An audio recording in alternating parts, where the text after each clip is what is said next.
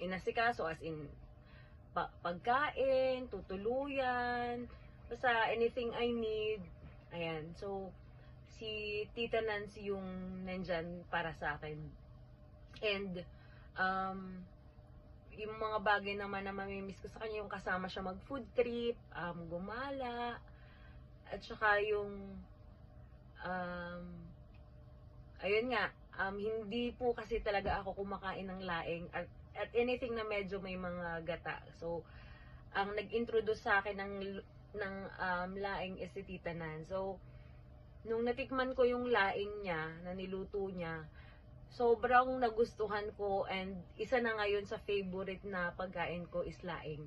Especially sana kung siya yung nagluto, kasi yun talaga yung hinahanap-hanap ng panlasa ko, yung luto ni Tita Nan. So, yun. Daddy, ikaw, ano yung namimiss mo kay Tita Nans? Namimiss ko kay Tita Nans ay si Tita Nans mismo. Marami akong namimiss, pero si Tita Nans talaga namimiss ko. May mga namimiss kang like ginagawa or ginagawa sa'yo or ginagawa niyo? Yun, namimiss ko pagka uwi ng Pinas, siya yung kasama ko kahit saan pumunta. Kahit man mag food trip o kung gumala, kasama siya. Basta si Tita Nans namimiss ko. Yun. Tapos papasalamat ako kay Tita Nans dahil sa kanya nandito na kami ni Megatron, dahil siya yung nag-alaga sa amin kahit wala si nanay.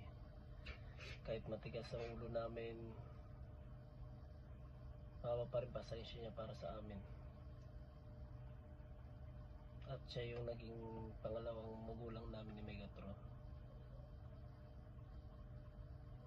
Ikaw? Siyempre, thankful ako. Yun nga, dahil ginaid ka niya ng tama, kahit malayo si nanay.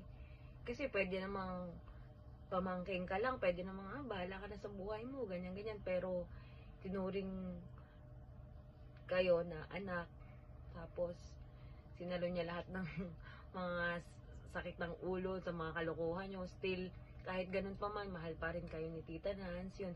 Thankful ako na, yun nga, sa pag-aalaga niya sa akin. Kahit ako lang yung mag-isang umuuwi or either dalawa tayo, lagi niyang inaalala. Tapos, isa din sa namamiss ko yung kapag umuuwi kami na, kunwari, since yung mga kaibigan niya, na-miss niya rin, kunwari lalabas kami ng gabi, yung